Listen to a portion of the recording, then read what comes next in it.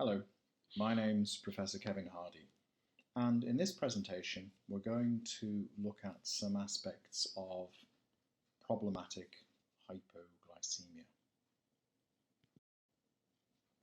What is hypo? Basically, hypo is a blood sugar that is too low, typically less than 4. Usually, hypo is associated with feelings of hunger, sweatiness, shakiness, nervousness, tingling, perhaps around the lips or the tongue, and maybe a headache. And if the blood sugar continues to fall, people get confused and may lose consciousness. People without diabetes have very tightly regulated blood sugars. Usual range may be somewhere between about 3.5 and 5.5, 3.5 to 5.5. Occasionally, some people without diabetes will experience slightly low blood sugars. Typically this is an hour and a half after a meal or after prolonged exercise. And those slightly low sugars can produce symptoms, but the sugar never goes dangerously low. By contrast, in people with diabetes, blood sugar is less tightly regulated. It's not possible to achieve so-called non-diabetic blood sugar levels with the tools that we currently have available to us. So the usual range for people with diabetes is much wider and there's much greater variability.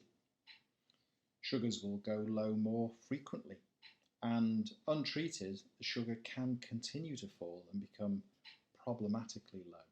It can lead to harm or unconsciousness.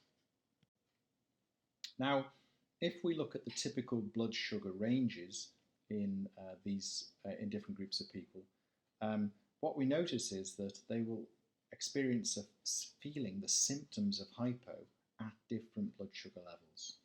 So if we look at this slightly complicated chart, we've got blood sugar ranging from the numbers that are shown there are 2 to 15. And then on the left-hand side in green, we've got somebody who doesn't have diabetes. And most of their sugars are running, in this instance, between, say, 4 and 5.5, and they'll probably feel hypo somewhere around 3.5. By contrast, if we move over to amber, somebody who's got reasonably well-controlled diabetes, their sugars are probably mostly ranging between, say, about 4.5 and 11, and they will probably feel hypo somewhere around 4. And the phrase that we typically hear used is 4 is the floor. We're aiming to make sure the sugar doesn't fall below 4. On the right-hand column, in red, we see somebody whose sugar control is really quite high at the moment. They're running between 6 and 20, probably mostly between 10 and 20. And those people will experience symptoms of hypo at a much higher blood sugar level, perhaps 6.5. So what would typically be considered a normal blood sugar level, and yet they experience symptoms of hypo. Let's look at this in a bit more detail. And let's start with the person with diabetes whose sugar control is largely okay, with most of their sugars running, say, between about 4.5 and 11. And if we look at this slightly complicated graph here, but we're going to walk our way through it, it will explain a lot. Again, we can see that at the right-hand end we've got the blood sugar levels, and there are 2 levels with actual numbers attached to them. One is 4, 4 is the floor, that's the level at which we're saying hypoglycemia starts, and the other is 2.4. And what we're saying for the basis of this presentation is at 2.4, it's likely that the person will start to get a little bit confused. So, if we take the sloping line that starts green, as you can see, this is the person's blood sugar, and it's falling as time goes on in the graph. And as it falls, for the first section, it's just falling within the normal range, and so I've coloured that green. There are no problems with the sugar going down in the normal range. It's what you'd expect to happen after you've taken an insulin injection associated with a meal, for example. Once that falling sugar line crosses the threshold of 4, 4 is the floor, I've coloured it amber, because now we're in a range which is hypo.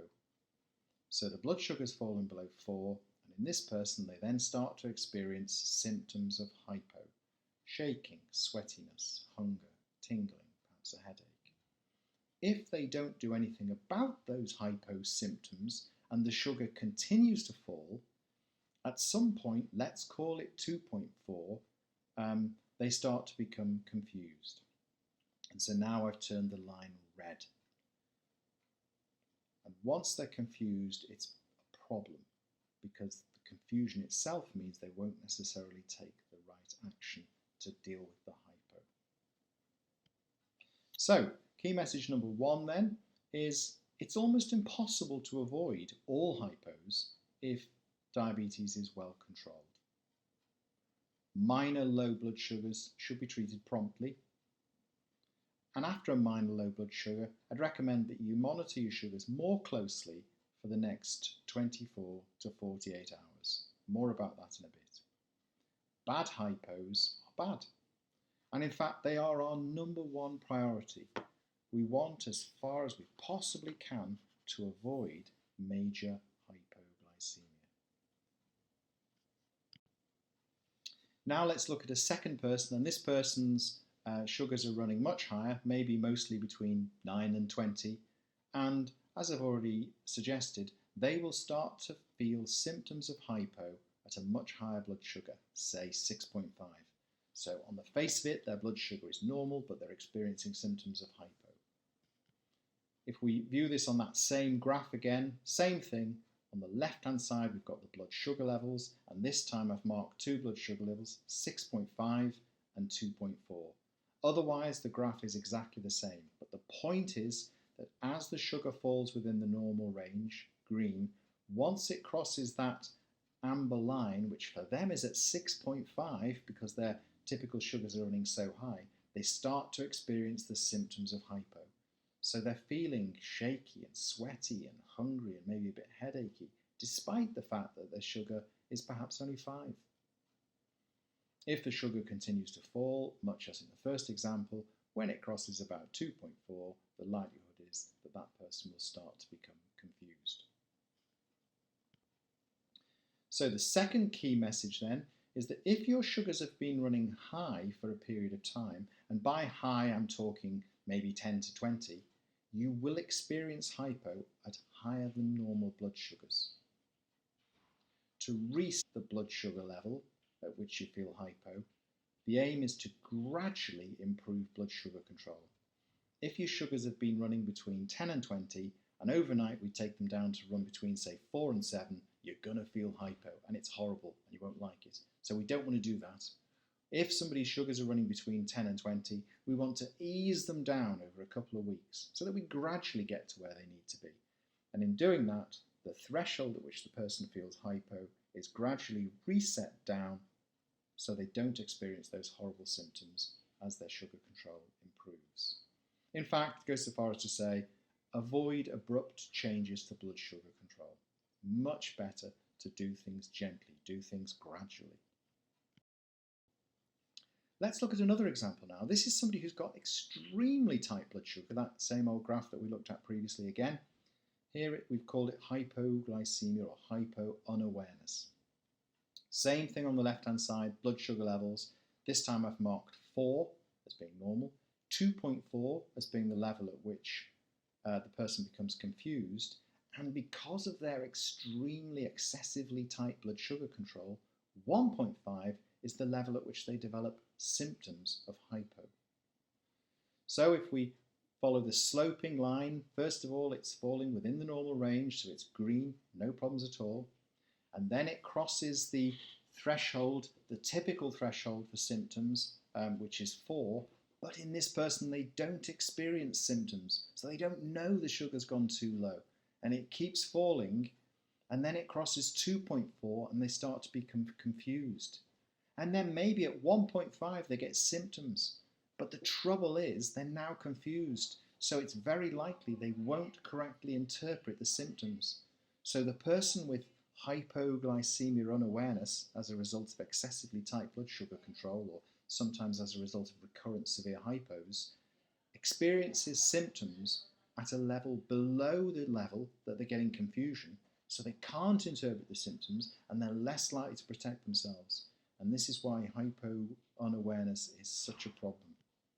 So the key message number 3 then is very tight blood sugar control, excessively tight blood sugar control, or recurrent major hypos, recurrent severe hypos, often leads to hypo unawareness. Hypo unawareness increases the risk of harm. It's bad.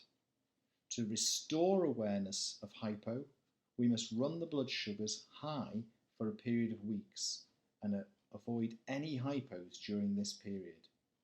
This may require specialist support.